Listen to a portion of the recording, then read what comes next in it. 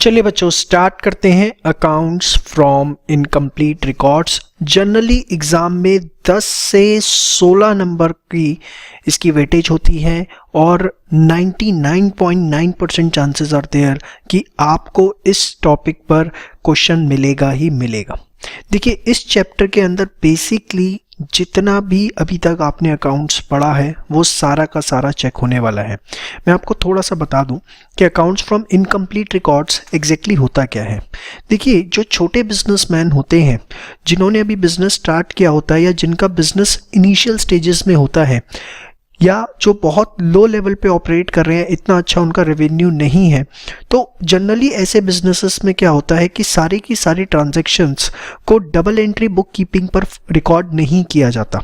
देखिए वो तो जब बिजनेस एक लेवल पे पहुंच जाता है, एक अच्छा उसका लेवल आ जाता है, तो एक अकाउंटेंट रखा जाता है और फिर डबल एंट्री बुक कीपिंग से सारी एंट्रीज रिकॉर्ड की जाती हैं। लेकिन इन स्मॉल बिजनेसेस होता क्या है कि कुछ ट्रांजैक्शंस तो होती हैं जो कंप्लीटली रिकॉर्ड होती हैं, कुछ ट्रांजैक्शंस होता है जो पार्शली रिकॉर्ड होती हैं और कुछ ट्रांजैक्शंस ऐसा होता है जो कंप्लीटली इग्नोर होती हैं। लाइक छोटा सा एग्जांपल दूं कि आपने अपनी गली में जो बनिए की दुकान देखी होगी, क्या आपको लगता है वहाँ डेप्रिसिएशन चार्ज होता होगा? वो डेप्रिसिएशन अपने फिक्स्ड एसेट्स पे चार्ज करते होंगे? बहुत रेयर चांसेस है, मैं डिनाई नहीं करता बट रेयर है। तो देखिए वो डेप्रिसिएशन की ट्रांजैक्शन कंप्लीटली क्या हो गई? इग्नोर हो गई। वो लोग जब भी किसी को क्रेडिट सेल करते हैं तो क्या करते हैं, एक उनका रजिस्टर होता है लेनदार कि उन्होंने किस किस से पैसे लेने हैं, वो उसमें सिर्फ उसका नाम चढ़ा देते हैं। तो मतलब सिर्फ डेटर अकाउंट में पोस्टिंग कर देते हैं और कुछ नहीं करते। सम ट्रांजैक्शंस आर कंप्लीटली रिकॉर्डेड। ये लोग जब कैश सेल्स करते हैं तो कभी भी आप देखना, एक तो अपनी कैश बुक के अंदर चढ़ा देते हैं कि आज कितना रोकड़ा आया, और दूसरी ये अपनी सेल्स बुक जो मेंटेन करते हैं उसके अंदर भी चढ़ा देते हैं कि ये माल बिक गया। तो कुछ ट्रांजैक्शंस कंप्लीटली रिकॉर्ड होती हैं, कुछ पार्शली रिकॉर्ड होती हैं और कुछ कंप्लीटली इग्नोर हो जाती हैं। इस वजह से बोला जाता है इसे अकाउंट्स फ्रॉम इनकम्प्लीट रिकॉर्ड्स, जिसको बहुत फ्रीक्वेंटली सिंगल एंट्री सिस्टम भी बोल दिया जाता है। लेकिन सिंगल एंट्री सिस्टम का मतलब ये नहीं है कि सिर्फ एक ही साइड जाए, बेसिकली इसका नाम है अकाउंट्स फ्रॉम इनकम्प्लीट रिकॉर्ड्स। अब देखिए हमारे पास क्या होगा, हमारे पास कुछ इनकम्प्लीट डिटेल्स होंगी जिससे हमें ट्रेडिंग एंड P&L बनाना होगा। जी हाँ, ये ट्रेडिंग एंड P&L वही है जो आपने अर्लियर स्टेज में फाइनल अकाउंट्स के अंदर सीखा है, उसी तरीके का है, बट थोड़े से यहाँ पे ट्रिक्स लगाने होंगे। उस तरह की एडजस्टमेंट्स तो नहीं करनी होंगी फाइनल अकाउंट्स की तरह, लेकिन थोड़े से ट्रिक्स हमारे यहाँ लगेंगे। आगे बढ़ने से पहले आपको एक बेसिक अकाउंट्स रिवाइज करवा दूँ कि असेट जब बढ़ते हैं तो डेबिट कम होता है तो क्रेडिट, लायबिलिटीज जब बढ़ती है तो क्रेडिट कम होता है तो डेबिट, एक्सपेंसेस डेबिट और इनकम्स क्रेडिट। ये बातें हमें पता ही हैं। देखिए सारी चीज़ें आपको नोट करनी है, एक एक अच्छे से करनी है। चैप्टर में करने में कोई सेट फॉर्मूला नहीं है, आपको ट्रेडिंग P&L बैलेंस शीट ही बनानी है जो आपको बहुत अच्छे से आती है। हाँ, मैं आपको बहुत अच्छे तरह के क्वेश्चन प्रैक्टिस करवाऊंगा ताकि एग्जाम में आप कहीं फंसे ना। अब एक वर्ड आगे बढ़ने से पहले आप डिस्कस कर लीजिए मेरे साथ ताकि आपको दिक्कत ना है। Statement of affairs and balance sheet. देखिए जब आप डबल एंट्री बुक कीपिंग करते हैं तो आप सबसे पहले जर्नल बनाते हैं, उसके बाद लेजर बनाते हैं, उसके बाद आप ट्रायल बैलेंस बनाते हैं और ट्रायल बैलेंस की हेल्प से फिर आप क्या बनाते हैं, बैलेंस शीट। तो बैलेंस शीट जो है वो basically double entry book keeping system के अंतर्गत बनती है। लेकिन स्टेटमेंट ऑफ अफेयर्स क्या होता है, बड़े ध्यान से समझना। सपोज आप किसी बिजनेस हाउस के पास गए, ठीक है, उसकी दुकान, किसी दुकान में गए बिजनेस हाउस में, आपको उसने बोला कि यार मेरी बैलेंस शीट बना दो, और अभी तक उसने कोई अकाउंट्स वगैरह मेंटेन नहीं किए। It's a very common process. जब आप CA बन जाओगे तो होगा क्या भाई, CA बनते के साथ ही आपको रिलायंस का तो ऑडिट मिल नहीं जाएगा, टाटा का तो ऑडिट मिल नहीं जाएगा। तो होता क्या है, छोटे छोटे बिजनेसमैन के ऑडिट मिलते हैं। अब सपोज आपको एक बिजनेसमैन का ऑडिट मिला, उसकी ये शॉप है, ठीक है, उसने बोला जी मुझे बैलेंस शीट बनवानी है। ना आज तक उसने जर्नल बनाई, ना उसने लेजर। अब आप कहोगे बैलेंस शीट कैसे बना दूँ भाई, कैसी कैसी बातें कर रहा है। तो अब उसकी बैलेंस शीट बनाने का एक तरीका होता है। आप क्या करते हो, ऐसी बैलेंस शीट्स जो बनती हैं basically not with the help of double entry book keeping, आप क्या करते हो, उससे कुछ डिटेल्स लेते हो। आप उसके फिक्स्ड एसेट्स वहीं पे खड़े खड़े ऑब्जर्व कर लेते हो कि भैया कुछ इस पे अलमीराज हैं, फ़ैन हैं, एयर कंडीशंस हैं, ठीक है, वो सारे फिक्स्ड एसेट्स आपने लिख दिए। फिर आप उससे कुछ डिटेल लेते हो कि तेरे पास भाई स्टॉक कितना है, तूने किससे कितने पैसे लेने हैं, पैसे कैश इन हैंड कितना है, बैंक में कितने पड़े हुए हैं, इस तरह से आप उससे डिटेल्स लेते हो।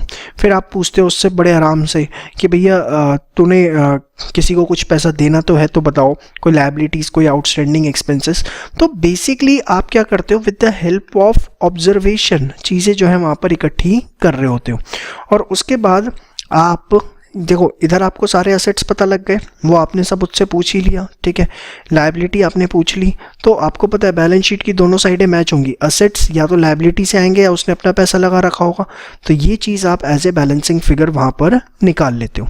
तो जब आपने एक बैलेंस शीट तैयार करी, not with the help of double entry book keeping system, just by with the help of your observation, जिसमें आपने उसके सारे असेट्स लिख दिए, उसकी लायबिलिटीज़ लिख दी और कैपिटल, उसकी बैलेंसिंग फिगर निकाल दी, that is called as statement of affairs. देखिए ज़रा, both represents financial position, however statement of affairs is prepared from incomplete records and balance sheet is prepared using double entry bookkeeping system। ये exam में आपसे theory में भी 2 number में पूछा जा सकता है कि स्टेटमेंट ऑफ अफेयर्स और बैलेंस शीट में क्या डिफरेंस होता है। तो फटाफट एक बार ये वाला पार्ट जो है आप नोट डाउन करिए फास्ट। इस पूरे चैप्टर के अंदर अनटिल एंड अनलेस वो हमें क्वेश्चन में नहीं कहेगा कि आपको बैलेंस शीट बनानी है, तो हम अपनी तरफ से जो वोकैब यूज़ करेंगे वो statement of affairs he use करेंगे, क्योंकि चैप्टर का नाम ही अकाउंट्स फ्रॉम इनकम्प्लीट रिकॉर्ड्स है। हाँ, क्वेश्चन में ही अगर वो बैलेंस शीट वर्ड यूज़ करता है तो that's a separate issue, then हम बैलेंस शीट ही यूज़ करेंगे। अदरवाइज हम वर्ड जो यूज़ करेंगे that will be statement of affairs. तो यहाँ पर ये जो मैं आपको बैलेंस शीट बोल रहा था, it is basically statement of affairs.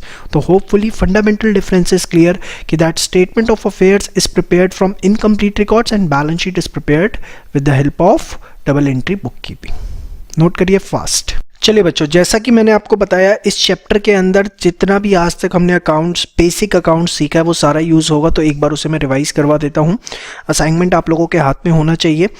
चलिए, सबसे पहले कैश एंड बैंक अकाउंट की हम बात करें तो हमें पता है कैश एंड बैंक अकाउंट क्या है, एक बेसिकली असेट है। तो जितनी भी हमारे पास रिसीट्स आएंगी वो सारी की सारी डेबिट होंगी और जो भी पेमेंट्स होंगी वो क्या होंगी, क्रेडिट होंगी, ठीक है।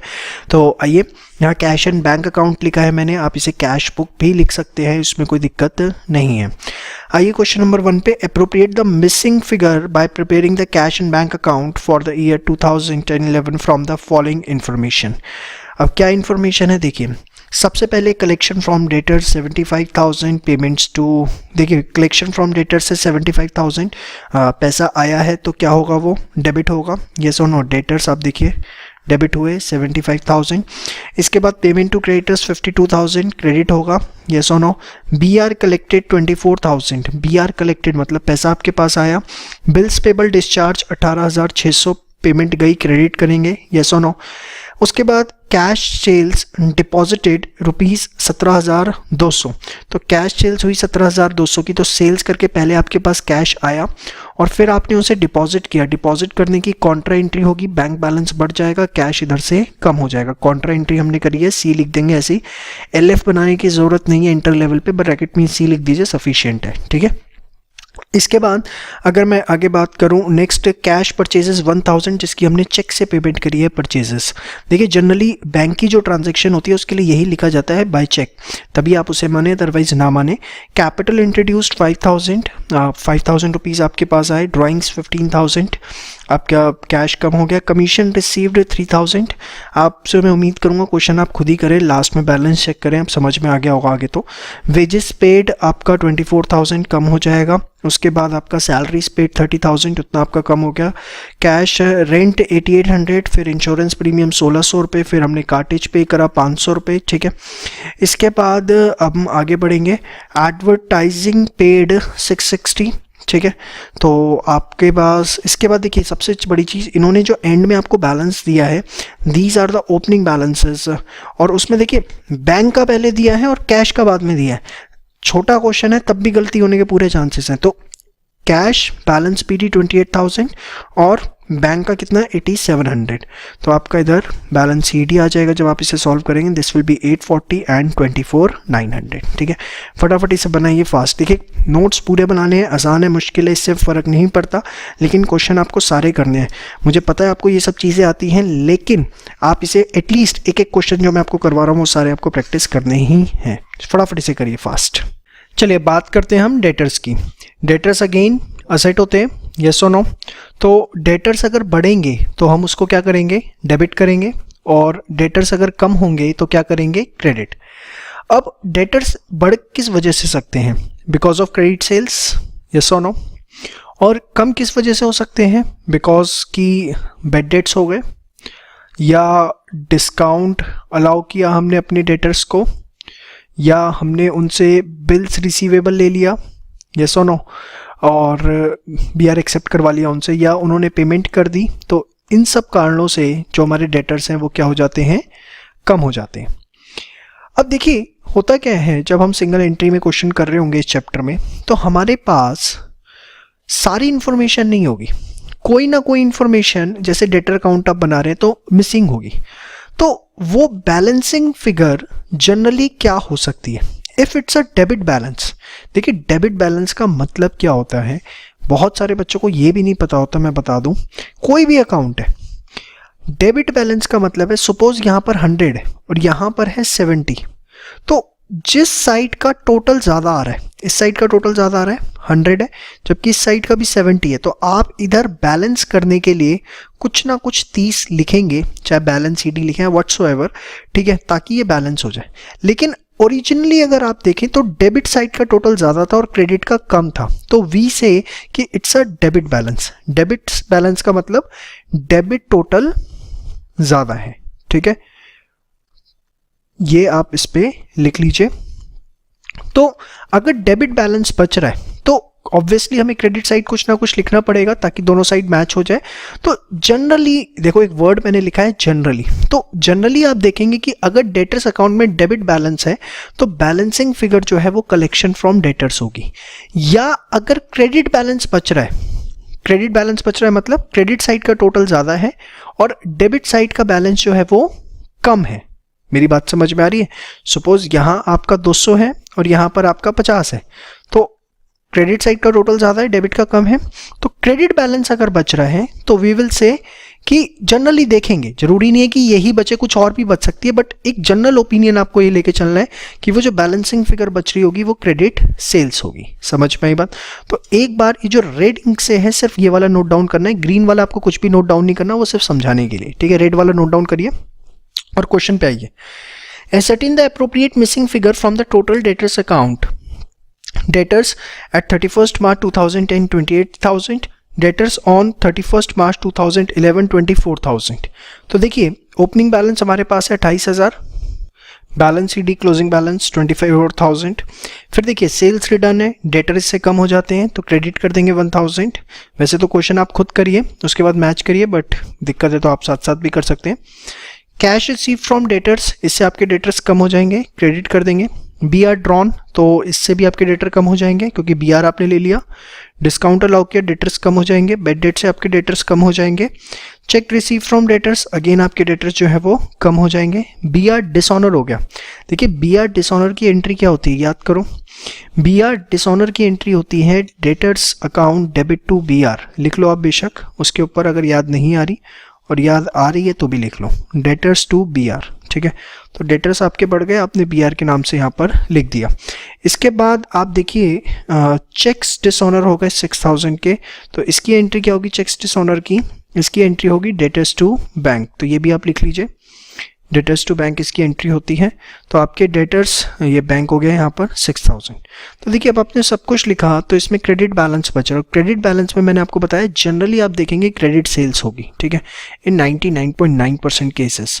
तो देखिए क्रेडिट साइड का टोटल ज़्यादा है, डेबिट का कम है, क्रेडिट बैलेंस बच रहा है, तो यहाँ पर हमने लिखा सेल्स एज बैलेंसिंग फिगर, और ये सेल्स कौन सी है, ये आपकी क्रेडिट सेल्स है, क्योंकि डेटर के अंदर क्रेडिट सेल ही आएगी भाई, कैश सेल थोड़ी ना आएगी। यस और नो? श्योर। एक बार फटाफट जो रेड इंक में है प्लस ये ब्लू इंक में है वो नोट करिएगा, ग्रीन वाला कुछ भी नहीं, फास्ट। नेक्स्ट बात करते हैं बी आर अकाउंट की। बी आर में भी बेटा असेट होता है, तो अगर बिल्स रिसीवेबल आपके बढ़ रहे हैं तो आप उसको क्या करेंगे, डेबिट करेंगे, और अगर आपके बिल्स रिसीवेबल कम हो रहे हैं तो आप उसे क्रेडिट करेंगे। अब बढ़ते कब है बी आर, जब आपको बी आर रिसीव होता है, डेटर्स उसे एक्सेप्ट कर लेते हैं तो आपके बी आर बढ़ जाते हैं। और कम कब होते हैं, जब या तो बी आर आपके डिसऑनर हो जाए, ठीक है, या आप उसको एंडोर्स कर दो किसी को, तो भी आपके बी आर क्या हो जाते हैं, कम, क्योंकि अब आपके पास नहीं रहे, या आपको पेमेंट मिल जाए तो भी आपके बी आर जो है वो कम हो जाते हैं। यस और नो? तो बी आर अकाउंट बनाते हैं। अच्छा, इसमें भी जब बैलेंसिंग फिगर बचेगी तो जनरली अगर डेबिट बैलेंस बच रहा है, क्या मतलब है डेबिट बैलेंस का, डेबिट साइड का टोटल ज़्यादा है और क्रेडिट का कम है, तो अगर डेबिट बैलेंस बच रहा है तो that will be generally B R collected. But ऐसा बेंचमार्क नहीं है कि यही होगा, कुछ और भी हो सकता है, लेकिन जनरली मैं बता रहा हूँ आपको। और अगर क्रेडिट बैलेंस है तो जनरली आप देखेंगे कि बैलेंसिंग फिगर क्या बच रही होगी, बी आर ड्रॉन। समझ में आ गया? श्योर। अच्छा, आइए जरा एक क्वेश्चन है उसे देखते हैं। Bills receivable as on 31st March 2011 10,000, BR on 31st March 2010 8,000। दिख रहा है आपको? तो ओपनिंग है आपके पास 8,000, क्लोजिंग है आपके पास 10,000। BR कलेक्टेड, तो 10,500 के कलेक्ट हुए, कैश आया, क्या एंट्री होगी इसकी, कैश टू BR, BR कम हो गया, credit, BR of ₹50,000 discounted with the bank at A discounting of 2,000। तो एक बात बताओ, जब इसकी एंट्री क्या होगी, अगर हम BR डिस्काउंट कराते हैं तो कैश हमारे पास आया, या कैश नहीं सीधे बैंक में आता है पैसा, बैंक अकाउंट डेबिट, यस और नो? डिस्काउंटिंग चार्जेस डेबिट होते हैं टू BR। याद आ रहा है आपको? यस और नो? याद आना चाहिए, ये बहुत इंपॉर्टेंट, ये तो बच्चों वाली चीज़ें हैं भाई, सारी सीख के आ रहे हो। 2,000 और ये आपका कितना हुआ, 48,000। तो देखिए बैंक से 48 लिख दिया और डिस्काउंटिंग चार्जेस हमने लिख दिया कितने, 2,000। BR ₹25,000 endorsed in favour of creditors, तो BR आपके कम हो गए, ठीक है, और दैट्स इट। तो अब देखिए आपकी बैलेंसिंग फिगर, अगर आप देखें क्रेडिट बैलेंस बच रहा है, मैंने आपको बताया था क्रेडिट बैलेंस बचे तो that's a BR drawn. Credit side का टोटल ज़्यादा है, डेबिट का कम है, तो बैलेंसिंग फिगर जो है वो आपकी 87,500 आई, दैट इज BR ड्रॉन। कि जो BR हमने ड्रॉ किए या हमें रिसीव हुए एक ही बात है, तो हमने उसे डेटर्स अकाउंट से लिख दिया, ठीक है। तो BR ड्रॉन समझ रहे हो ना, कोई दिक्कत तो नहीं आ रही? श्योर। चलिए, अब आगे बढ़ने से पहले दो बातें आपको ध्यान रखनी है। अगर क्वेश्चन में जो कंप्लीट क्वेश्चन हम करेंगे, अगर उसमें डेटर और BR अकाउंट हमें दोनों ही बनाने हैं, तो उस केस के अंदर सबसे पहले हम क्लोज करेंगे BR अकाउंट को और उसके बाद हम क्लोज करेंगे अपने डेटर्स अकाउंट को। समझ में आई बात? In case both debtors and BR account is required to be prepare, then firstly close BR account and thereafter debtor account. समझ में आ गई बात? श्योर। और एक और बात आपको जो यहाँ पर ध्यान रखनी है, बड़े ध्यान से सुनिएगा। देखिए, अगर आपके डेटर अकाउंट आपने जो बनाया था सेकंड क्वेश्चन के अंदर, देखिए यहाँ पर आपने सेल्स लिखी 99,800, ठीक है, और सेल्स रिटर्न अपोजिट लिखा हुआ है यहाँ पे 1,000, यस और नो? तो ये जो 99,800 आपकी सेल्स आई थी, ये आपकी ग्रॉस क्रेडिट सेल है। अगर ये नेट क्रेडिट सेल नहीं है, आपकी ग्रॉस क्रेडिट सेल है। इसमें से जब आप 1,000 माइनस करेंगे तो आपकी जो है नेट क्रेडिट सेल आएगी 99,100 माइनस 1,000, दैट इज 98,800। समझ में आई बात? ये आपकी फिर नेट क्रेडिट सेल आएगी। तो यही बात जस्ट एक रेफरेंस के लिए मैंने यहाँ पर लिखी है कि sale in debtor account is gross credit sale. आगे लिख लीजिएगा बेशक, to find net credit sale formula is gross credit sales minus sales return, या आप रिटर्न इनवर्ड भी कह सकते हैं। फटाफट इसको नोट डाउन करिए फास्ट। चलिए स्टार्ट करते हैं। Next, creditors account. Creditor basically हमारे लिए लायबिलिटी है, तो लायबिलिटीज जब बढ़ती हैं तो उसे हम क्रेडिट करते हैं, और जब कम होती हैं तो हम उसे डेबिट करते हैं। अब क्रेडिटर्स कम कब होते हैं? जब हम उन्हें पेमेंट कर दें, यस और नो? या क्रेडिटर्स जो है हमें डिस्काउंट दें किसी तरीके का, या कोई परचेज रिटर्न हो, यस और नो? या हम BP एक्सेप्ट कर लें तो भी हमारे क्रेडिटर्स जो हैं वो क्या हो जाते हैं, कम हो जाते हैं। बढ़ते कब हैं? जब हम क्रेडिट परचेजेस करेंगे, बेसिकली इस वजह से ही बढ़ते हैं, यस और नो? तो चलिए आइए आगे देखते हैं। क्रेडिटर्स में हाँ एक और बात, अगर बैलेंसिंग फिगर बच रही है, क्रेडिट बैलेंस है मतलब क्रेडिट साइड का टोटल ज़्यादा है और डेबिट का कम है, तो डेबिट साइड बैलेंस करने के लिए जनरली वो बचती है पेमेंट टू क्रेडिटर्स। और अगर डेबिट बैलेंस बच रहा है तो आप देखेंगे कि जनरली वो बैलेंसिंग फिगर बचेगी क्या, क्रेडिट परचेजेस। समझ में आई बात?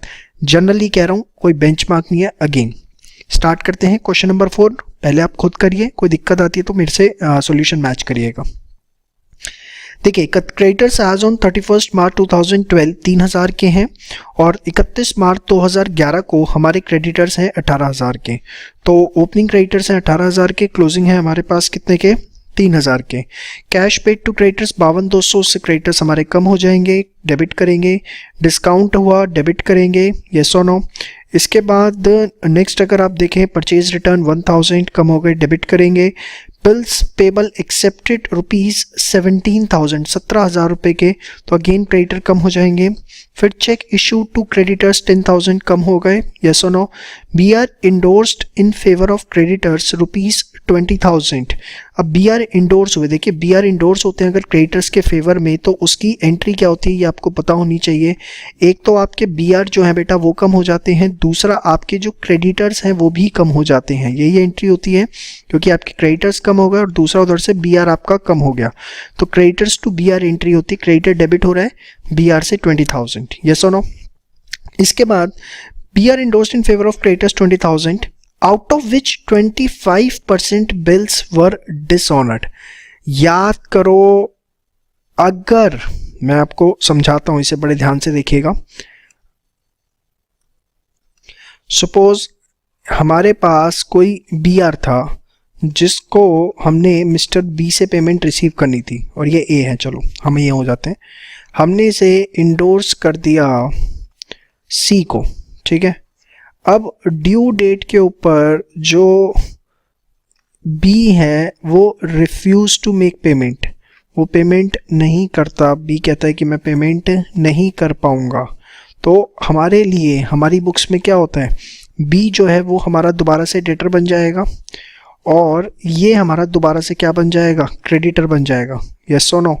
हम अपनी बुक्स में क्या एंट्री डालेंगे, debtor account debit to creditor. अगर इंडोर्स बिल डिसऑनर हो जाता है, ओरिजिनल पार्टी पेमेंट करने से मना कर देती है, तो हम उसकी एंट्री क्या डालते हैं, debtor account debit to creditor account, yes और नो, श्योर।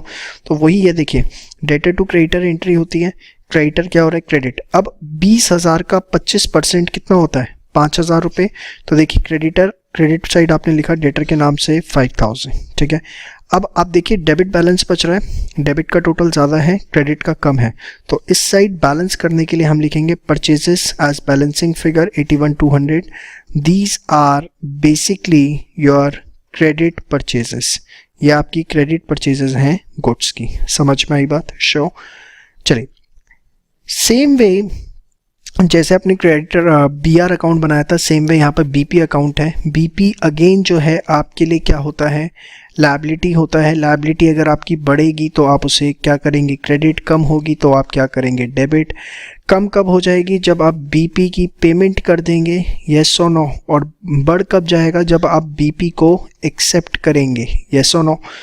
तो बैलेंसिंग फिगर की अगर आप बात करें, क्रेडिट बैलेंस बच रहा है तो बीपी पेड, डेबिट बच रहा है तो बीपी एक्सेप्टेड, जनरली ऐसा होगा, बाकी कुछ भी हो सकता है। चलिए देखिए नीचे बीपी ओपनिंग आपको गिवन है 2000, क्लोजिंग आपको गिवन है 400, फिर बिल्स डिस्चार्ज हुए 18,600 के, यस और नो। डिस्चार्ज का मतलब आपने पेमेंट करी। तो ये तीन इन्फॉर्मेशन आपके पास है।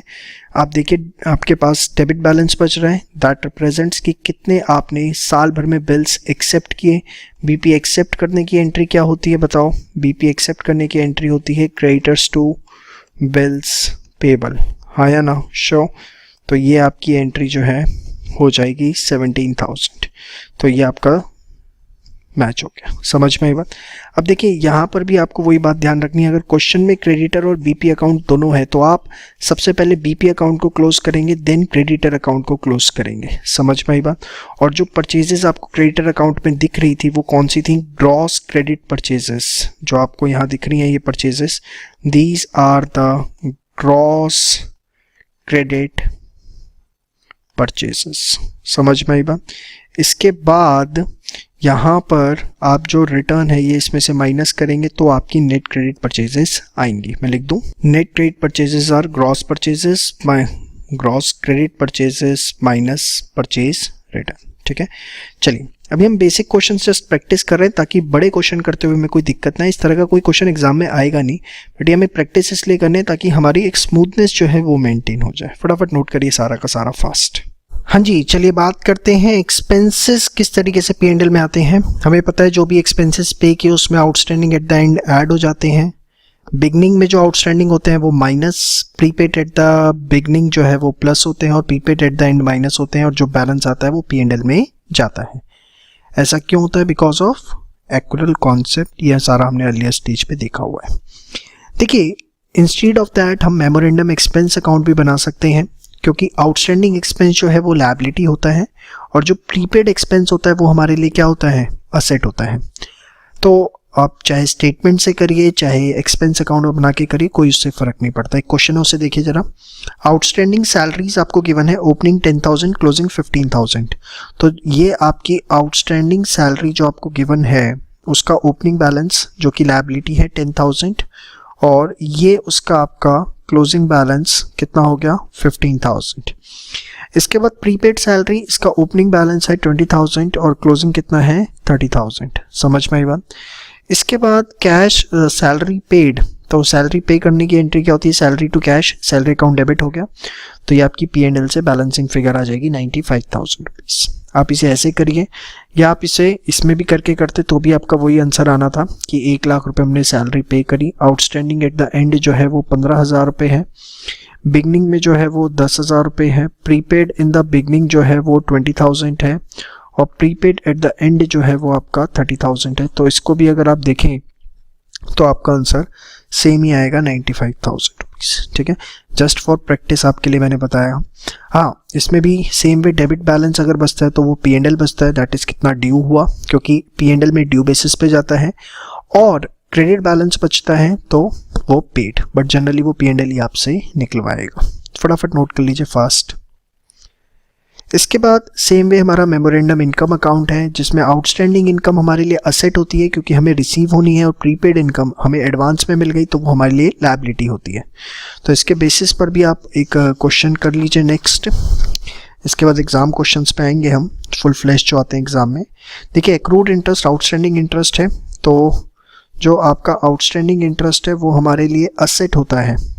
तो यहाँ पे 10,000 आ गया और ये आपका 15,000 आ गया। फिर आपका इंटरेस्ट रिसीव्ड इन एडवांस, और यहाँ पे 20,000 और यहाँ पे आपका 30,000, क्योंकि लायबिलिटी होता है। फिर interest receive during the year कितना? 1 लाख रुपए। रिसीव करने की एंट्री क्या होती है बताओ? Bank account, debit to interest, तो ये आपका क्रेडिट हो गया, तो P&L आपकी बैलेंसिंग फिगर आ जाएगी। से स्टेटमेंट फॉर्म में भी कर सकते हैं, अकाउंट बना के भी कर सकते हैं, जो आपका सही लगे। इसमें अगर क्रेडिट बैलेंस बचता है तो दैट रिप्रेजेंट्स P&L ड्यू, और डेबिट बैलेंस बचता है तो दैट रिप्रेजेंट्स पेड।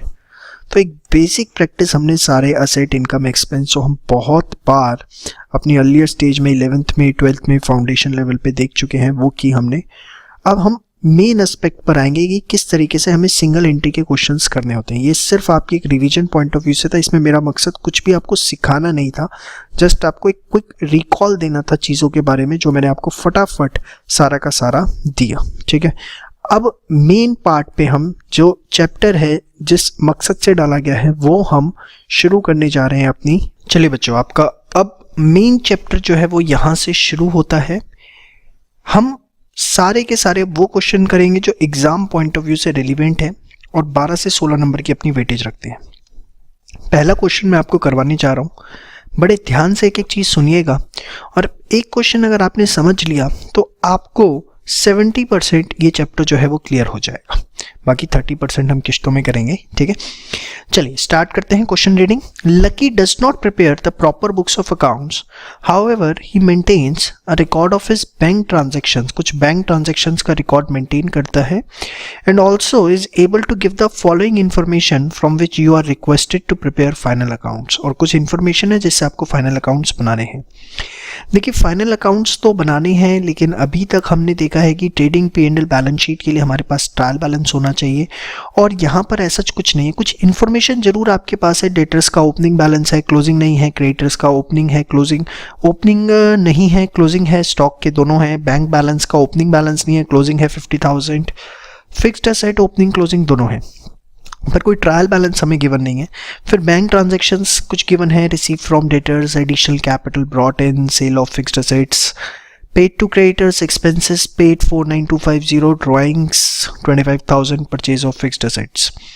फिर कह रहा है कोई कैश ट्रांजैक्शन नहीं हुई, goods are sold at cost plus 25% और cost of goods sold at 2,60,000।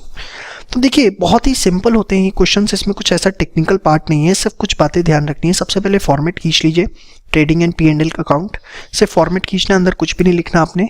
फिर बैलेंस शीट वर्ड यूज नहीं करना, स्टेटमेंट ऑफ अफेयर्स यूज करना है, क्योंकि हम इनकम्प्लीट रिकॉर्ड से बना रहे हैं। हाँ, क्वेश्चन में यूज करें तो बात अलग है, अदरवाइज हम अपनी तरफ से यूज नहीं करेंगे। चलिए सबसे पहले देखिए, वर्किंग नोट में अगर कॉस्ट ऑफ गुड्स सोल्ड है तो आपका सिलसिला वहीं से शुरू हो जाता है। कॉस्ट ऑफ गुड्स सोल्ड कितना है, कुछ नोट नहीं करना, सिर्फ सुनिए, 2,60,000 रुपये। Gross profit is 25% on cost, तो जो ग्रॉस प्रॉफिट आपका आएगा वो आएगा 2,60,000 का 25%। मैं पेन चेंज कर लूँ, ग्रीन से लिखा हुआ है, अब ब्लू कर लेते हैं। 2,60,000 का 25% कितना आता है आपका, 65,000। Now we know very well that sales is cost of goods sold plus gross profit, yes or no? तो this will be 3,25,000 will be your sales. Question में साफ साफ लिखा है कोई कैश ट्रांजैक्शन नहीं हुई, और बैंक ट्रांजैक्शंस में भी कहीं पर भी कैश सेल्स के बारे में कोई जिक्र नहीं है। आप देख लीजिए, डेटर से जरूर रिसीव हुआ है लेकिन कैश सेल हुई है ये कहीं कुछ नहीं, और साफ साफ लिख दिया कोई कैश ट्रांजैक्शन नहीं है। एज सच तो जो सेल्स होती हैं वो होती हैं cash sales plus credit sales, but क्योंकि क्वेश्चन के अंदर कोई ऐसी इंफॉर्मेशन नहीं है जिससे कैश सेल पता लग सके, तो हम मानेंगे कि सारी की सारी जो सेल्स है वो हमारी क्रेडिट सेल्स है। समझ में आई बात? श्योर। अब ये आपका एक फर्स्ट वर्किंग नोट तैयार हुआ। देखिए सिंगल एंट्री में या अकाउंट्स फ्रॉम इनकम्प्लीट रिकॉर्ड्स में इक्वल वेटेज होती है वर्किंग नोट की। 16 नंबर का क्वेश्चन है, 8 नंबर के वर्किंग नोट है मान के चलिए, तो बड़े तरीके से आपको सारी चीज़ें बनानी है। फिर डेटर्स देखिए, यहाँ पर देखिए जो जो अकाउंट्स के बारे में इनकम्प्लीट इन्फॉर्मेशन है, ये सारे अकाउंट, ये जो मैंने आपको स्टार्टिंग की 6 वीडियोस बताई वो बताई किस लिए, ये सारे अकाउंट्स आपको बनाने हैं। Debtor account, creditor account, bank account, fixed asset account, ये बनने ही बनने, एक्सेप्ट स्टॉक अकाउंट, सारे अकाउंट आप बनाओगे जो जो क्वेश्चन में इन्फॉर्मेशन गिवन होगी उसके अकॉर्डिंग। तो सबसे पहले डेटर अकाउंट, ओपनिंग बैलेंस है हमारे पास 1,02,500, क्रेडिट सेल्स आई 3,25,000 रुपये हमने यहाँ निकाली थी, यस और नो। अब देखिए रिसीव्ड फ्रॉम डेटर से 3,40,000 रुपये, हाँ या ना, बैंक अकाउंट। तो ये 3 इन्फॉर्मेशन हमने पुट कर दी, तो हमारा उसके बाद बाय डिफ़ॉल्ट अपने आप क्लोजिंग बैलेंस आ जाएगा 87,500। जितना भी ग्रीन एरिया है, ग्रीन से मैंने लिखा है, वो सारा बैलेंसिंग फिगर है। बेशक आप इस पे लिख भी दीजिए बैलेंसिंग फिगर, ये आपकी आ गई। 2 वर्किंग नोट आपको समझ में आते हैं, किसी प्रकार का कोई डाउट तो नहीं? श्योर। बस ये 2 वर्किंग नोट पहले फॉर्मेट खींच लिए, एक पेज पे, एक पेज पे ट्रेडिंग P&L, एक पेज पे स्टेटमेंट ऑफ फेयर, और तीसरे पेज पे वर्किंग नोट जहां से आप शुरू कर रहे हैं वहाँ फर्स्ट और सेकंड वर्किंग नोट जो है वो नोट डाउन करिए फास्ट। देखिए जैसे जैसे बोलता जाऊंगा वैसे वैसे करेंगे तभी सही रहेगा।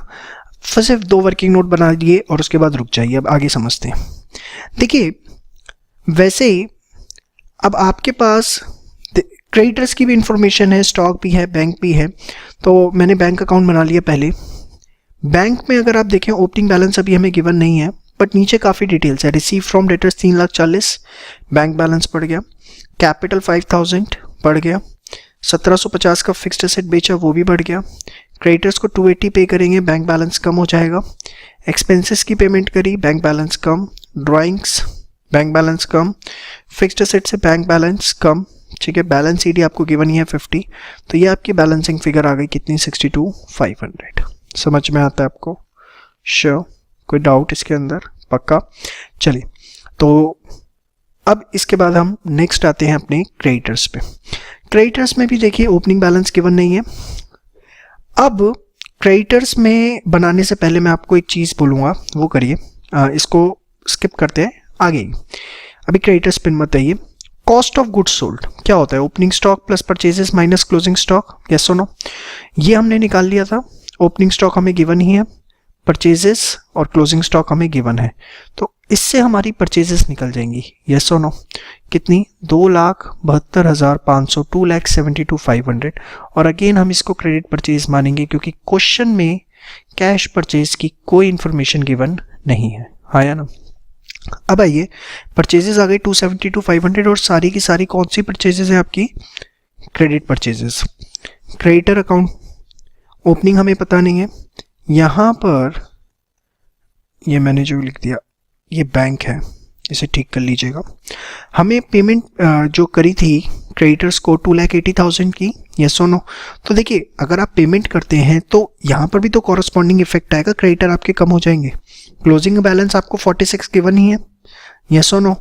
अच्छा, परचेजेस आपने अभी वर्किंग नोट 5 के अंदर निकाल ली, कितनी 2,72,500, और वो सारी की सारी जो हैं वो कौन सी परचेजेस थी आपकी, क्रेडिट परचेजेस। क्यों थी वो मैंने आपको अभी यहाँ पर सारा समझा ही दिया। तो ये आपका फिर बैलेंसिंग फिगर आ जाएगा 53,500। देखिए इतने क्वेश्चन मैं आपको प्रैक्टिस करवाऊंगा, उसके पीछे सिर्फ यही मकसद होगा, ये आइडेंटिफाई करना कि कहाँ से क्या बैलेंसिंग फिगर आएगा। कोई सेट फॉर्मूला नहीं है, किसी भी अकाउंट से कुछ भी बच सकता है। ये तो हमें सिर्फ अपना IQ लेवल लगाना है, अपना दिमाग इस्तेमाल करना है क्वेश्चन के सर्कमस्टांसेस को देखते हुए। चिंता मत करिए, 5-7 क्वेश्चन प्रैक्टिस करेंगे, you will be the master of this. Third question से ही आपकी मास्टरी आनी शुरू हो जाएगी। समझ में आया? थर्ड, फोर्थ और फिफ्थ, ये 3 वर्किंग नोट जो हैं आप एक बार फटाफट पहले नोट करिए, थर्ड, फोर्थ एंड फिफ्थ। और बहुत अच्छे नोट्स बनाने हैं, बदतमीजी से जो नोट्स बनाएगा सही नहीं होगा। प्रेजेंटेशन बहुत अच्छी होनी चाहिए। मैं आपको बता दूं, होता क्या है, आप नोट्स अच्छे से नहीं बनाते, एग्जाम टाइम में फिर पढ़ने का मन नहीं करता और फाइनल रिजल्ट बोलना नहीं चाहता फिर कैसा आता है। हो गया यहाँ तक सारा। फिक्स्ड एसेट पे आइए चलिए।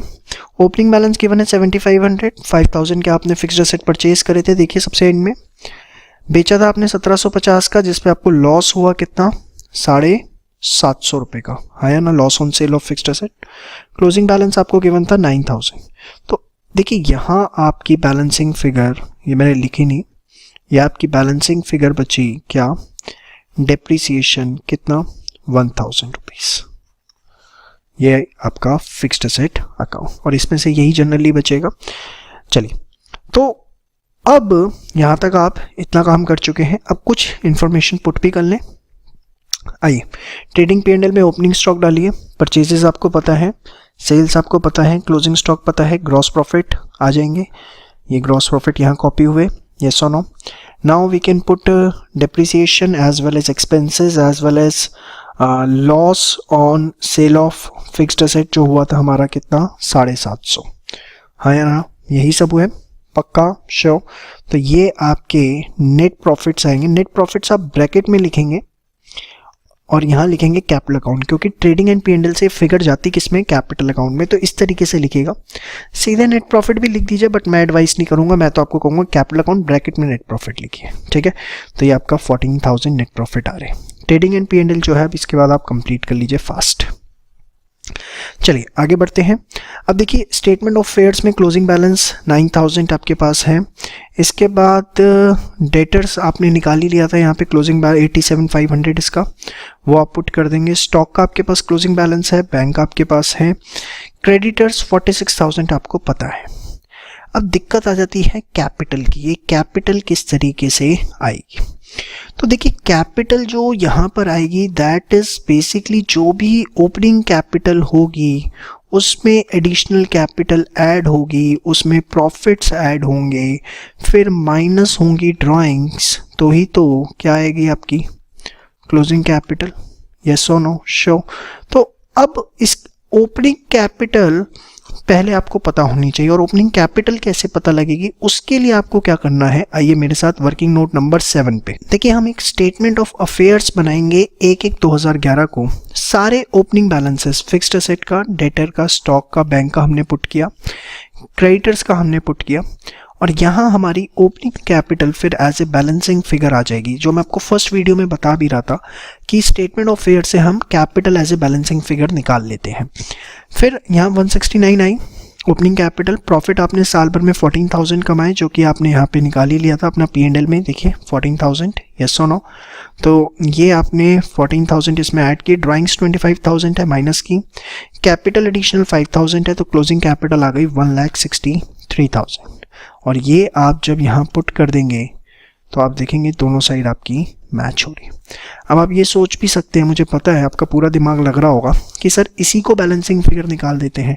तो बेटा क्लोजिंग कैपिटल को बैलेंसिंग फिगर नहीं निकालना, विचार आपके उच्च हैं, समय बचाने के लिए, लेकिन अगर आपने ऐसा किया तो आपके मार्क्स कट जाएंगे। आपको ये क्लोजिंग कैपिटल जो है इसकी वर्किंग दिखानी पड़ती है प्रॉपर, इसे आप बैलेंसिंग फिगर नहीं निकालेंगे। क्यों नहीं निकाल सकते सर, क्या नहीं कर सकते? मैं ये नहीं कह रहा नहीं निकाल सकते, निकाल तो आप सकते हो 101%, लेकिन अगर आपने निकाल दी सीधे ऐसे बैलेंसिंग फिगर तो आपके मार्क्स कट जाएंगे। The main point is this, आपको इसे निकालना ऐसे ही है, क्योंकि आपको पता है देखिए क्लोजिंग में हमें बैलेंसेस मैच कराने होते हैं, यही तो हमारा मेन मकसद होता है। तो अब आप बैलेंसिंग फिगर निकालोगे तो फिर फ़ायदा क्या होगा? तो इसीलिए आप इसे पहले ओपनिंग कैपिटल निकालेंगे और इस तरीके से करके पूरा का पूरा दिखाएंगे। तो फटाफट एक बार सारा नोट डाउन कर लीजिए। ये था आपका सिंगल एंट्री का फर्स्ट क्वेश्चन, फास्ट। चलिए आइए बच्चों, क्वेश्चन नंबर 2 स्टार्ट करते हैं। मैं रीड करूंगा, उसके बाद आपसे कहूंगा पहले खुद करिए इसको, जहां फंसे फिर आप देखिएगा मैंने उसे कैसे किया। तो अगर आप मेरे साथ अभी रीड करते हैं सही तरीके से और समझते हैं तो आप इसे खुद कर पाएंगे। देखिए, the books of accounts of रुकरुकमान of Mumbai showed the following figures. Exam का क्वेश्चन है, 16 नंबर में आया था 2010 मई में। 31 March 2008, 31 March 2009। Furniture and fixture opening closing दोनों गिवन है। Stock opening closing, debtors, cash in hand and bank, creditors, BP, outstanding salary. देखिए जितने अकाउंट्स आपको दिख रहे हैं सबके आपके वर्किंग नोट में अकाउंट बनाने हैं। फर्नीचर फिक्चर का बनाना है, स्टॉक का नहीं बनाना, डेटर्स का बनेगा, कैश इन हैंड तीसरा अकाउंट बनेगा, चौथा क्रेडिटर्स का बनेगा, फिफ्थ बीपी बनेगा, सिक्स्थ आउटस्टैंडिंग सैलरी। ये 6 अकाउंट। देखिए जो इन्फॉर्मेशन ओपनिंग क्लोजिंग है उसका अकाउंट बनाना ही बनाना है, एक फंडामेंटल रूल बना लीजिए स्टॉक को छोड़ के। फिर आपको कैश बुक की डिटेल्स गिवन है, कैश सेल्स, अब देखो इसमें क्लियरली गिवन है। Collection from debtors, discount on debtors, cash purchases, payment, ये सब कैश बुक में आप पोस्ट कर देंगे और कॉरस्पॉन्डिंग ये दूसरे जिस अकाउंट में जाता होगा आप उसमें डालेंगे, ठीक है। Payments for BP, drawings from domestic expense, salary paid, rent paid, Sunday trade expense, ये सब आप उसमें कैश एंड बैंक बुक में पुट करेंगे, ठीक है। इसके बाद डिप्रिसिएशन चार्ज करना है 10% डिमिनिशिंग बैलेंस मेथड से रुकरुकमान की बुक्स में, और ग्रॉस प्रॉफिट जो है वो 25% है ऑन सेल्स। आपको ट्रेडिंग एंड P&L बनाना है। अब देखिए 31 मार्च 2009 को एंड बैलेंस शीट, इसने वर्ड यूज बैलेंस शीट किया है तो आप भी बैलेंस शीट वर्ड यूज करेंगे। तो देखिए फॉर्मेट कीजिए ट्रेडिंग एंड P&L का, सबसे पहले से फॉर्मेट कीजिए और बैलेंस शीट वर्ड मैंने इस बार यूज किया है 31 मार्च 2009। अब एक एक करके देखिए आपको ये 6 अकाउंट बनाने हैं, उसमें पोस्टिंग करनी है एटलीस्ट, वो आप अपने आप करिए और करना शुरू कर दीजिए वीडियो पॉज करके अपने आप, और जहां फंसे फिर देखिएगा। चलिए, उम्मीद करता हूं आपने किया है काफ़ी क्वेश्चन। फर्नीचर एंड फिक्चर, सबसे पहले ओपनिंग बैलेंस था 2,60,000, क्लोजिंग है आपका 2,34,000, और आपने उसने बोला था 10% डिप्रिसिएशन लगाना है, तो 2,60,000 का 10% 26,000 रुपये आपका डिप्रिसिएशन आ जाएगा। बैलेंसिंग फिगर करके भी आप इसे ले सकते हैं। फिर नेक्स्ट है आपका डेटर्स अकाउंट, ओपनिंग बैलेंस था आपके पास 1,25,000 रुपये, येस और नो, श्योर। इसके बाद अगर आप देखें तो उसने आपको कलेक्शन फ्रॉम डेटर्स बता रखा था 10,58,000, डिस्काउंट उसने आपको बता रखा था कितना, 20,000 रुपीज़, येस और नो। तो अभी सिर्फ ये 3 इन्फॉर्मेशन डाल के हम छोड़ देते हैं, हमारे पास और कुछ नहीं है। फिर नेक्स्ट था हमारे पास क्रेडिटर्स अकाउंट, हमने यहाँ लिया हुआ है। ओपनिंग बैलेंस है 1,35,000, ठीक है, क्लोजिंग बैलेंस है 190।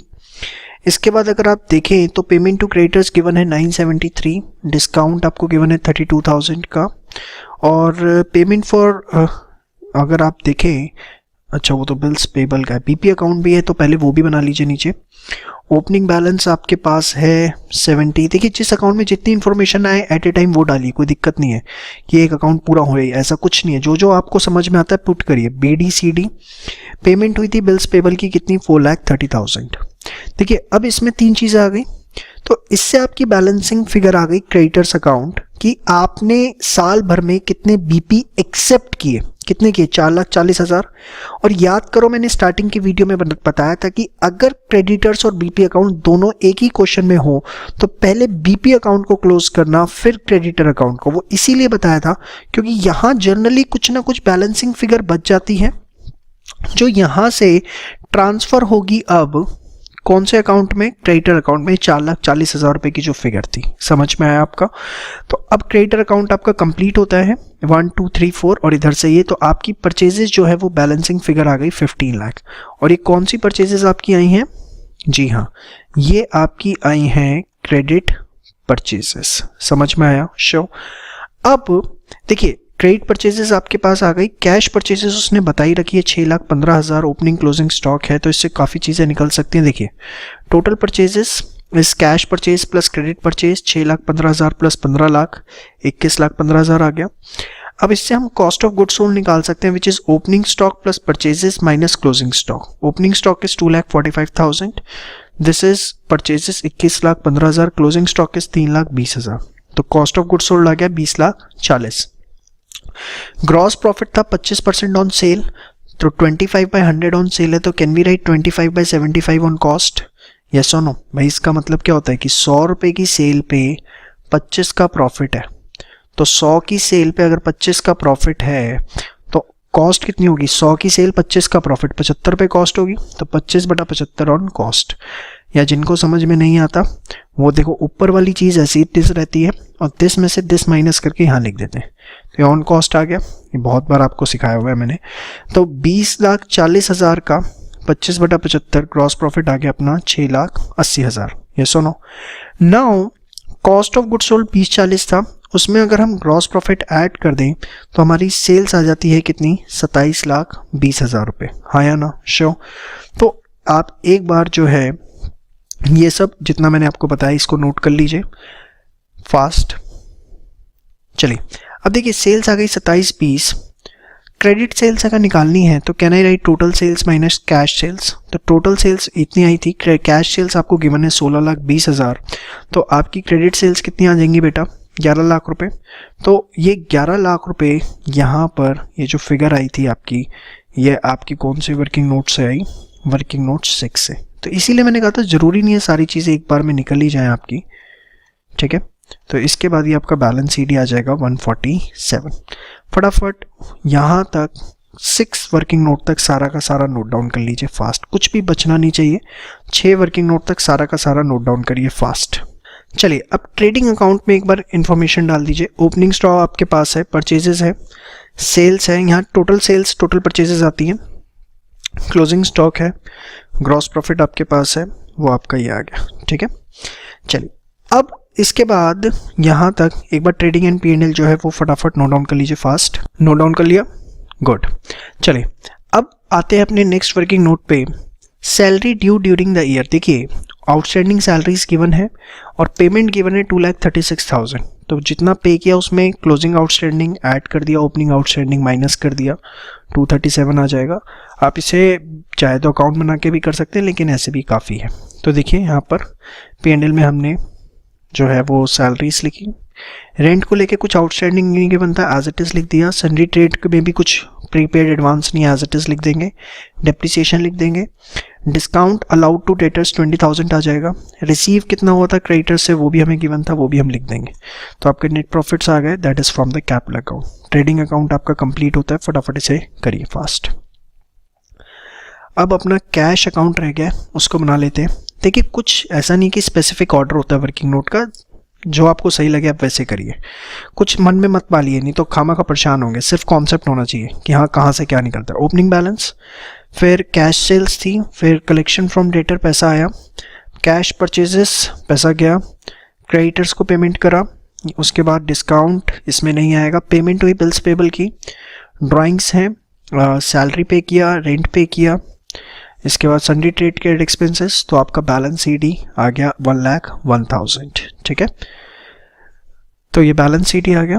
अब हमें पता है ओपनिंग कैपिटल निकालनी होती है, तो वो भी ले लेते हैं साथ साथ। यहाँ पर फर्नीचर 2,60,000, स्टॉक लिखा, डेटर्स हमारे पास 1,25, कैश इन हैंड 1,10, क्रेडिटर्स हमारे पास ओपनिंग है 135, बिल्स पेबल 70, आउटस्टैंडिंग 19, तो ये हमारी बैलेंसिंग फिगर आ गई 5,16,000। फटाफट ये दो वर्किंग नोट जो है बना लीजिए, 8 नंबर और 9 number fast.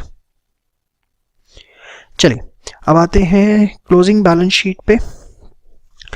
Furniture and fixture निकाल सके हैं बैलेंस, स्टॉक हमारे पास था ही, डेटर्स हमारे पास क्लोजिंग नहीं थे बट हमने निकाल लिए 147 वर्किंग नोट में, चेक करिए। कैश इन हैंड अभी हमने निकाला है, क्रेडिटर्स का वो क्लोजिंग हमारे पास ऑलरेडी है, वो हमने लिख लिया, BP का लिख लिया, आउटस्टैंडिंग का भी क्लोजिंग है। क्लोजिंग कैपिटल कैसे आई? 5,16,000 ओपनिंग था और उसके अंदर हमने अभी देखा प्रॉफिट आए थे 1,16,000, वो ऐड किए और जो हम लोगों की ड्राइंग्स थी 1,20,000 रुपये वो हमने माइनस करी, तो ये आपका 5,12,000 रुपये जो है वो कैपिटल आई। दोनों साइड आप चेक करेंगे तो आपका बैलेंस मैच हो रहा होगा। तो ये था आपका क्वेश्चन नंबर 2।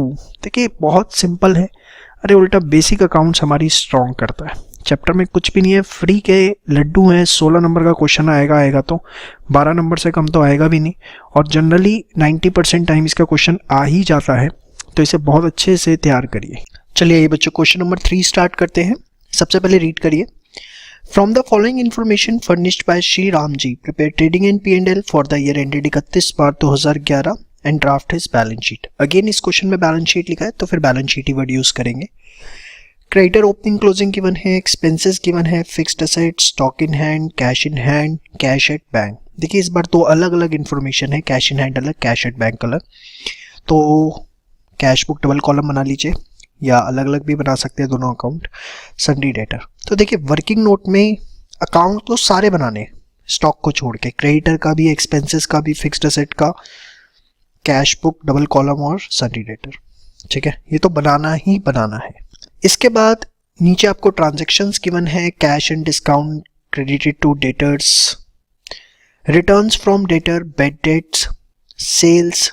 देखिए बहुत सिंपल है, ये जो ट्रांजैक्शन गिवन है जैसे cash and discount credited to debtors, तो कैश या डिस्काउंट क्रेडिटेड टू डेटर्स का मतलब कैश मिला प्लस डिस्काउंट 12,80,000। डेटर से रिटर्न हुआ डेटर के क्रेडिट में जाएगा, बेड डेट्स भी डेटर अकाउंट के क्रेडिट में जाएंगे और P&L के डेबिट में। सेल्स, टोटल सेल्स गिवन है 14,36,200, 14,36,200, डिस्काउंट अलाउड बाय क्रेडिटर्स 14,000, तो क्रेडिटर्स के डेबिट में, रिटर्न्स टू क्रेडिटर, क्रेडिटर के डेबिट में जाएगा। कैपिटल इंट्रोड्यूस बाय चेक, तो बैंक कॉलम में आएगी। Collection from debtor deposited into bank after receiving cash 12,50,000। देखिए यही एक पॉइंट है जिसकी वजह से शायद क्वेश्चन करवा रहा हूँ, रेस्ट तो आप खुद कर सकते हैं। देखिए सबसे पहले गिवन था cash and discount credited to creditors 12,80,000, 12,80,000, और ये गिवन है कलेक्शन फ्रॉम डेटर 12,50,000। ऊपर जो था that was sum of collection plus discount and this is only the collection 1250, so the difference between this 12,80,000 और 12,50,000, ये 12,50 जो है वो कलेक्शन है, this is collection plus discount, तो जो डिफरेंस आएगा 30,000 रुपए का, this is basically the discount. ठीक है, ये एक मेन पॉइंट है और आप बाइफरकेट कर पाएंगे। कैश परचेजेस गिवन है, expenses paid by cheque, drawings by cheque, machinery acquired by check, cash deposited into bank, cash withdrawn from bank, cash sales, payment to creditors by check। तो देखिए खुद करिए क्वेश्चन, अगेन मैं कहूँगा पहले आप trading pen P&L और balance sheet का फॉर्मेट कीजिए, उसके बाद 1, 2 creditor, expenses outstanding, fixed asset, cash book double column, सन्डी debtors, ये अकाउंट जो है वर्किंग नोट्स में सारे बनाइए। और जो जो पोस्टिंग जहां जहां आपको समझ में आती है एटलीस्ट अपने आप करिए, खुद नहीं करेंगे तो कुछ नहीं होगा, मैं कितने ही क्वेश्चन करवा लूं। एटलीस्ट जो जो इंफॉर्मेशन आपको समझ में आती है प्लीज उसे पुट करिए। वीडियो पॉज करिए और खुद करना शुरू करिए। चलिए, उम्मीद करता हूं आपने इंफॉर्मेशन पुट करी और काफी हद तक इस क्वेश्चन आते आते आप सक्सेसफुल हुए होंगे। सबसे पहले क्रेडिटर्स अकाउंट, ओपनिंग है 3,15,000, क्लोजिंग है 2,48,000, यस और नो। इसके बाद एक्सपेंसेस आउटस्टैंडिंग आपको ओपनिंग गिवन है 12, क्लोजिंग है 6,600। उसके बाद फिक्स्ड असेट ओपनिंग आपका 232,200, क्लोजिंग 248,100, पहले इतना ही कर लेते हैं। अच्छा वो भी cash in and cash in bank double column, opening आपको गिवन है, ठीक है, और क्लोजिंग भी आपको गिवन है 24,000 और 1,37,600। सन्ड्री डेटर्स का अकाउंट मेरा नेक्स्ट पेज पे है, ओपनिंग गिवन है आपको, क्लोजिंग निकालना है। फिर इसके बाद देखिए कैश एंड डिस्काउंट वाली बात थी, तो 12,50,000 रुपये कैश आया, यस और नो, तो 12,50 का कैश आया तो डेटर्स भी 12,50 से कम हो गए, यस और नो। और देखिए नीचे लिखा होता है deposited into bank after receiving cash, तो ये 12,50 बैंक में जमा होंगे, कॉन्ट्रा एंट्री भी होगी उसकी। देयर आफ्टर देखिए बेड डेट्स है 8,400 के, तो यहाँ आपके वो कम हो गए बेड डेट्स में। फिर सेल्स है, टोटल सेल्स आपको गिवन है 14,36,200 रुपये, ठीक है, ये आपकी टोटल सेल्स हैं। और कैश सेल्स नेक्स्ट पेज पे देखिए 92,000 गिवन है, तो 1436,200 माइनस कैश सेल 92, तो ये आपकी क्रेडिट सेल्स आ गई डेटर अकाउंट के अंदर। समझ में आया? और ये कैश सेल आपकी यहाँ पर भी आ जाएगी 92,000 की। यस और no? Sure. Thereafter discount allowed by creditors 14,000, हाँ है ना। फिर रिटर्न है कितना? 8,000। फिर कैपिटल इंट्रोड्यूस्ड बाय चेक 1,17,000 रुपये, 1,70,000। देयर आफ्टर कलेक्शन भी हो गया 30,000 is the discount allowed by debtors. Yes और नो? फिर कैश परचेजेस हैं 2,600, तो यहाँ कैश बुक में expenses paid by cheque, drawings by cheque, उसके बाद मशीनरी एक्वायर्ड बाय चेक। फिर cash deposited into bank 1 lakh, तो कॉन्ट्रा एंट्री होगी उसकी। इसके बाद कैश विड्रॉन, अगेन उसकी कॉन्ट्रा एंट्री होगी। यस और नो? फिर यहाँ तक तो सब कुछ हो गया। कैश सेल्स भी हो गई। Payment to creditors is 1,205,400। Yes और नो? तो ये भी आपके हमने कर दी, और क्रेडिटर्स को जो हमने पेमेंट करी है उसकी पोस्टिंग हम कर देते हैं 1,205,400। एटलीस्ट ये तो आपने खुद किया होगा, ये भी एक्सपेंस की भी पोस्टिंग हो जाएगी क्योंकि हमने पेमेंट करी थी इसकी। और फिक्स्ड असेट की यहाँ पर जो हमने एक्वायर्ड बाय चेक लिखा था 63,600, ठीक है। और रिटर्न्स थे 29,000 के फ्रॉम डेटर्स, उसकी यहाँ पे पोस्टिंग। देखिए एटलीस्ट ज़्यादा नहीं तो जितने ब्लू टिक हैं ये इंफॉर्मेशन तो आप खुद कर सकते थे। आगे तो नहीं कर पाओगे, एटलीस्ट इतना तो आप खुद कर सकते थे। हर बच्चे का जो भी वीडियो देख रहा है कम से कम इतना पार्ट खुद होना चाहिए। इससे ज़्यादा हुआ बहुत अच्छी बात है, इससे कम हुआ तो गलत बात है। इसका मतलब आपने पहले 2 क्वेश्चन सिर्फ टीपे, देसी भाषा में बोलूँ तो खुद नहीं करे। खुद किए होते तो एटलीस्ट इतना कर पाते। चलिए अब देखिए साफ पता लग रहा है क्रेडिटर से क्रेडिट परचेज बैलेंसिंग फिगर निकलेगी 11,60,400। मेमोरेंडम एक्सपेंस से P&L आ जाएगा 1,86,000। फिक्स्ड एसेट से आपका डेप्रिसिएशन आ गया, ठीक है। और डेटर से आपके क्लोजिंग बैलेंस।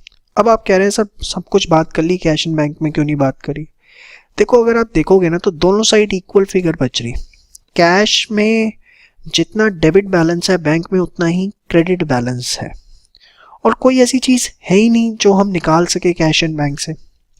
कैश सेल हमें पता है, ओपनिंग क्लोजिंग हमें पता है, कैश परचेज हमें पता है, और देखिए दोनों साइड कोइंसिडेंट फिगर सेम है। इसका मतलब ये एक कॉन्ट्रा एंट्री हमें करनी है, और किस चीज़ की कॉन्ट्रा एंट्री करनी है? It is of amount deposited into bank. This is the second main point. देखिए हर क्वेश्चन में सिर्फ 1 या 2 नए पॉइंट है, बाकी सब कुछ सेम है। इस क्वेश्चन में जो 2 नए पॉइंट है वो लिख लीजिए इस क्वेश्चन नंबर 3 के ऊपर। बाद में आपको ये क्वेश्चन पूरा नहीं करना, सिर्फ ये 2 पॉइंट रिवाइज करने। एक पॉइंट है cash and discount credited to debtors, और नीचे गिवन था कलेक्शन फ्रॉम डेटर। तो दोनों को लिंक कर लीजिए 12,80,000, 12,80,000 एंड 12,50 को, कि जो डिफरेंस था 30,000 that was the discount. This was the unique point.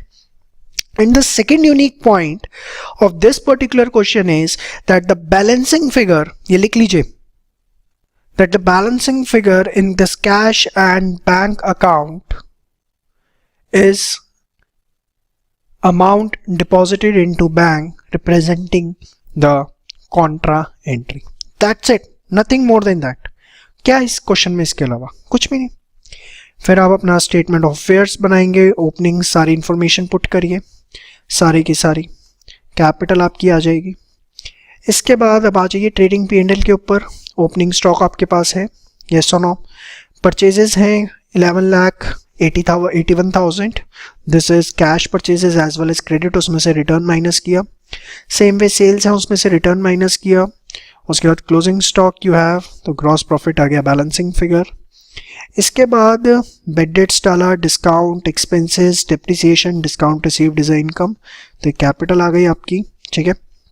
Sorry capital account आ गया, नेट प्रॉफिट्स आ गए। इसके बाद हमें स्टेटमेंट ऑफ फेयर क्लोजिंग बनाना है। सारी क्लोजिंग बैलेंसेस जो हैं वो पुट करेंगे। सब कुछ एकदम आप देखिए कॉमन है, कुछ भी ऐसा नहीं है यूनिक की जो मुझे इसमें करवाना पड़े। सिर्फ 2 पॉइंट, और उसको लिख लीजिए कि नेक्स्ट टाइम सिर्फ इस क्वेश्चन में मैं 2 पॉइंट देखना और कुछ भी नहीं देखना। अभी जरूर आपको पूरा क्वेश्चन करना है, ठीक है। और ये क्लोजिंग कैपिटल यहाँ निकालिए, opening capital minus drawing plus net profits plus additional capital. ठीक है, तो इसीलिए मैं कह रहा हूँ खुद करिए, जो यूनिक होगा वो देखिए। तो ये था आपका क्वेश्चन नंबर 3।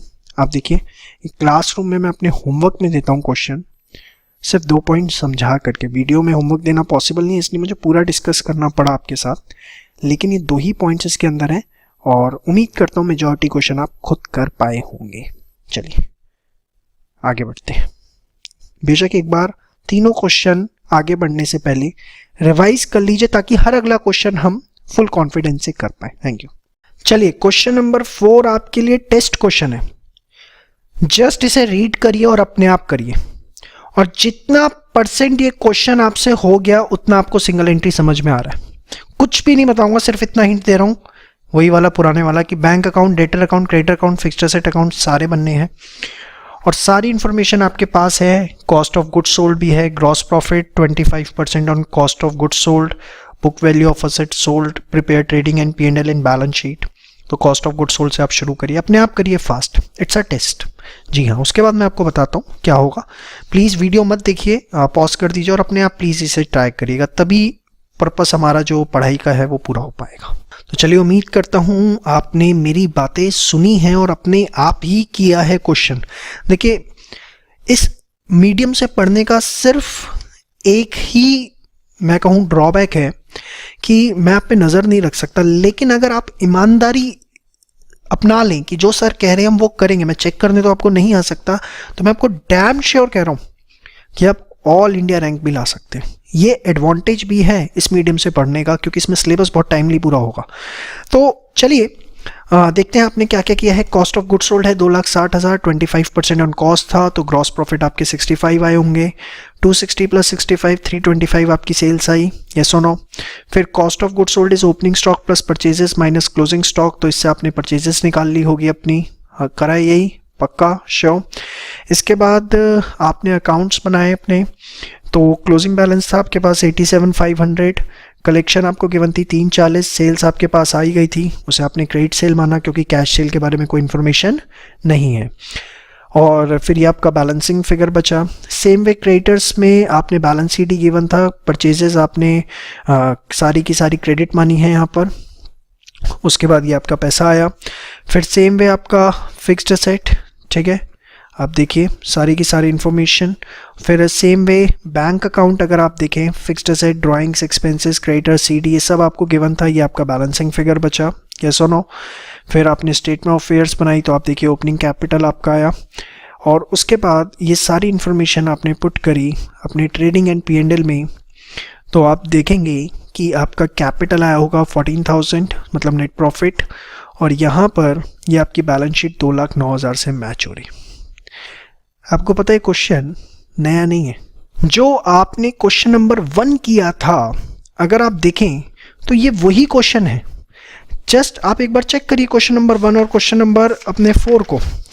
जस्ट अगर आप क्रॉस चेक कर रहे हो, थोड़ा सा बस फिगर्स को मैनिपुलेट किया है, अदरवाइज इंफॉर्मेशन देने का तरीका पूरा सेम है। आप देख पा रहे हैं, थोड़ी सी इंफॉर्मेशन बस ऊपर नीचे कर दी और पूरा का पूरा क्वेश्चन बस ये है कि देखिए वहाँ डेटर्स का आपको ओपनिंग गिवन था, क्लोजिंग निकालना था, यहाँ ओपनिंग निकालना है, क्लोजिंग।